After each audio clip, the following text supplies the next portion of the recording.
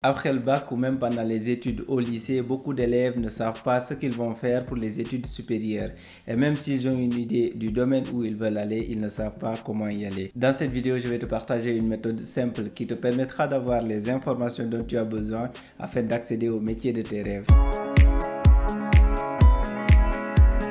Avant de commencer, tu connais la chanson, like et abonne-toi si ce type de contenu t'intéresse pour me soutenir et permettre à YouTube de montrer la vidéo à plus de personnes. Récemment, je parlais avec un ami avec qui j'ai fait la terminale, on a eu le bac la même année. Il vit aujourd'hui au Canada et on se rappelait de notre dernière année au lycée avec cet enthousiasme d'avoir le bac et d'aller à l'université. Je te parle de cet échange car sans faire exprès, à un moment donné, on a dit en même temps qu'à l'époque on voulait avoir le bac coûte que coûte, mais qu'on ne savait pas que le plus dur c'était une fois le bac obtenu. Entre le choix des orientations avec des options limitées et la vie d'étudiant à Dakar, on était loin d'imaginer qu'on allait vivre toute cette galère qu'on a vécue par la suite. Non seulement on avait une vague idée de ce qu'on voulait faire comme études supérieures, mais surtout on n'avait aucune idée sur comment y accéder. Tout ce qu'on savait, c'était qu'avec le bac en poche, l'université nous ouvrirait ses portes. Pour faire quoi comme étude, on ne savait pas. Le problème, c'est qu'on a eu le bac il y a une dizaine d'années. Malheureusement, j'ai constaté que les jeunes qui ont eu le bac ces dernières années rencontrent toujours les mêmes problèmes que sont des choix limités, le manque d'informations sur les options de poursuite d'études en fonction des différents parcours, mais surtout le non-renouvellement des offres de formation dans les universités publiques au Sénégal. L'une des conséquences, c'est que certains jeunes avec un niveau en maths faible, qu'ils ont traîné pendant les années au lycée, cherchent des formations après le bac pour éviter les mathématiques et par conséquent ils cherchent à s'orienter non pour trouver un domaine avec des perspectives professionnelles viables, mais surtout ils cherchent des formations où ils ne vont plus faire les maths parce qu'ils ont galéré avec cette formation pendant les années au lycée. Tout ceci est la conséquence d'un manque d'informations sur les études universitaires et la formation professionnelle dont font face les élèves au lycée, mais surtout les nouveaux bacheliers. Toutefois, je te rassure tout de suite, il y a des solutions face à ces problèmes, mais avant de te parler des solutions, je vais te parler d'abord des niveaux de responsabilité, la responsabilité que tu as, mais aussi la responsabilité de l'État. En effet, le premier responsable, c'est toi. Fais-tu tout ce qu'il faut pour avoir les informations qui te manquent? Cherches-tu toi-même les informations? Autrement dit, es-tu proactif par rapport à ton avenir? C'est autant de questions que tu peux te poser. L'autre responsable, c'est bien sûr l'État qui se signale par son manque de vision et de volonté pour réformer les études supérieures et la formation professionnelle. Mais l'objectif de cette vidéo, ce n'est pas de te dire comment l'État doit faire pour améliorer sa gestion de l'enseignement supérieur et de la formation professionnelle. On va plutôt se concentrer sur ta responsabilité à toi, car si tu arrives à mieux comprendre ta responsabilité et à mieux la gérer, la gestion de l'État, finalement, elle va avoir un impact moindre sur ton avenir. Tu as deux options. Soit tu continues à dire que c'est à cause de l'État, sachant que ce dernier se fout royalement de ton avenir, soit tu décides de prendre le sujet en main, car il s'agit de ton avenir dont tu es le seul acteur, et ainsi trouver des solutions afin d'aller de l'avant. Si tu optes pour le premier choix, qui est de tout mettre sur le dos de l'État, sache que cette vidéo n'est pas faite pour toi, elle ne te servira à rien. Mais si, comme moi, tu penses que tu as une part de responsabilité et que tu dois être beaucoup plus conscient du fait que ton avenir dépend de toi, alors reste jusqu'à la fin de cette vidéo qu'on détaille ensemble l'ensemble des éléments qui te permettront de tirer ton épingle du jeu malgré les difficultés causées d'une part par l'État. Il ne s'agit pas là de parler des solutions miracles ou de solutions faciles, car si c'était simple, tout le monde allait le faire et s'en sortir.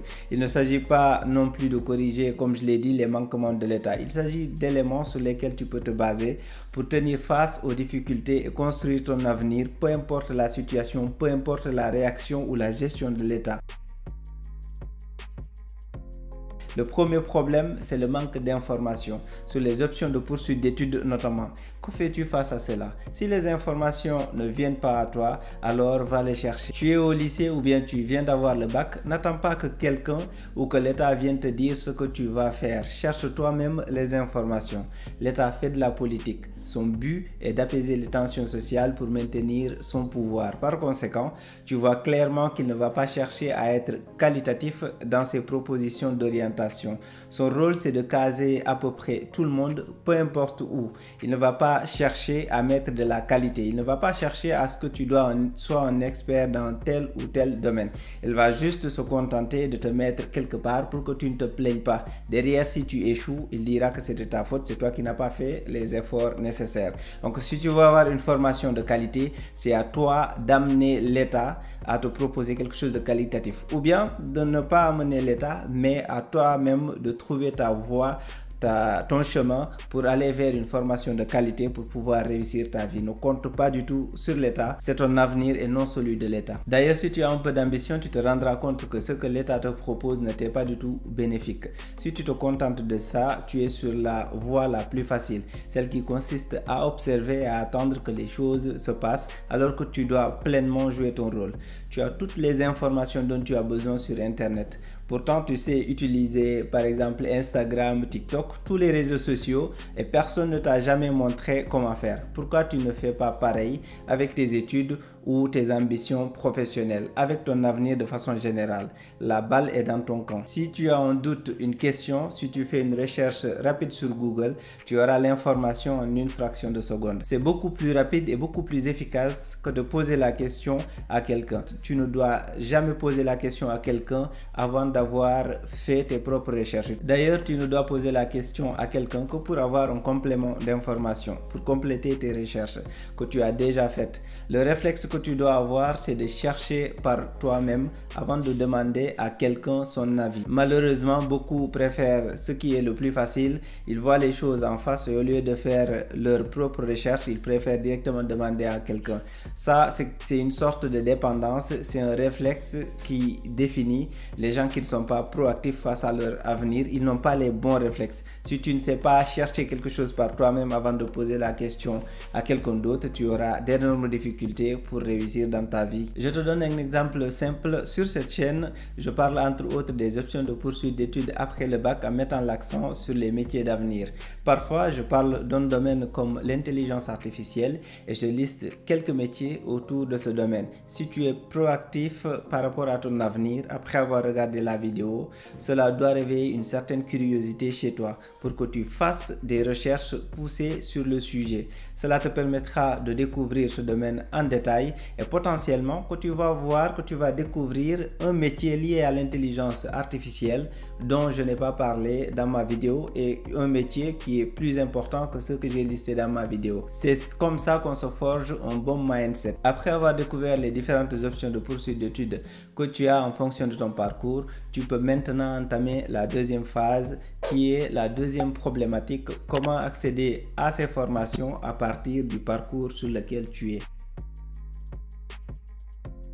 Parmi les options que tu as, parmi les options de poursuite d'études que tu as découvert, il y en a un ou plusieurs qui t'intéressent. Par exemple, tu as un bac littéraire L2 ou bien tu es au lycée dans un parcours littéraire et tu souhaites faire informatique après le bac. Tu dois savoir si c'est possible que tu sois orienté en informatique directement avec ton bac dans un premier temps. Petite attention.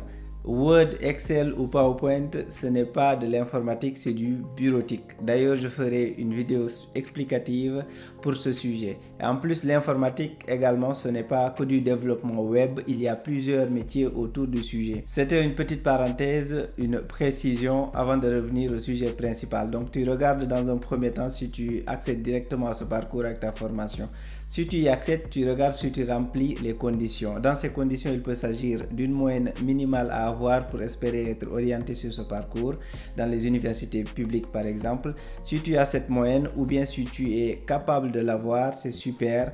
La voie est ouverte pour toi. Tu peux te préparer, tu vas suivre le parcours que tu veux. Si ce n'est pas le cas, il faut trouver d'autres moyens d'y accéder. Tu peux commencer par vérifier si au contraire des écoles publiques, des universités publiques, tu peux suivre cette formation dans les écoles privées en regardant là également quelles sont les conditions d'accès, notamment le coût des études. Si après tout ça tu ne trouves pas de solution pour y accéder, tu cherches à contourner ces différents obstacles. Après avoir cherché le domaine que tu souhaites suivre, tu connais la spécialisation qui t'intéresse, tu cherches la passerelle qui te permettra d'accéder à cette spécialisation à partir d'une autre formation. Autrement dit, tu essaies de voir si tu fais une licence en sciences de gestion par exemple, si tu peux faire un master dans la spécialité que tu vises en informatique. Si c'est possible, au lieu de chercher à faire informatique juste après le bac, tu vas plutôt vers une licence en sciences de gestion pour ainsi accéder à la spécialité en informatique que tu vises pour le master. Si tu veux avoir plus de détails sur cette méthode, j'ai fait une vidéo dédiée dessus, tu trouveras le lien dans la description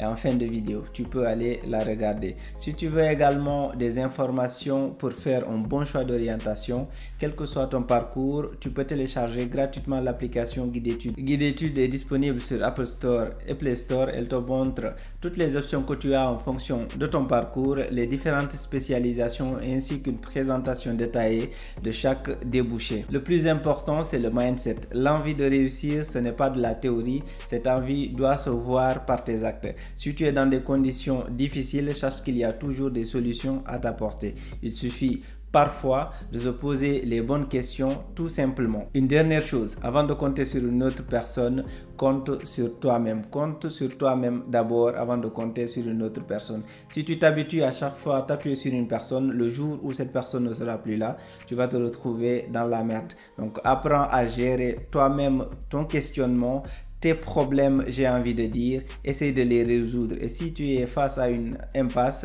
tu essayes de trouver de l'aide, mais essaye de chercher par toi-même dans un premier temps. J'espère que cette vidéo t'a plu. N'oublie pas de liker et de t'abonner si c'est le cas pour me permettre de mieux faire connaître cette chaîne. Merci et à très bientôt.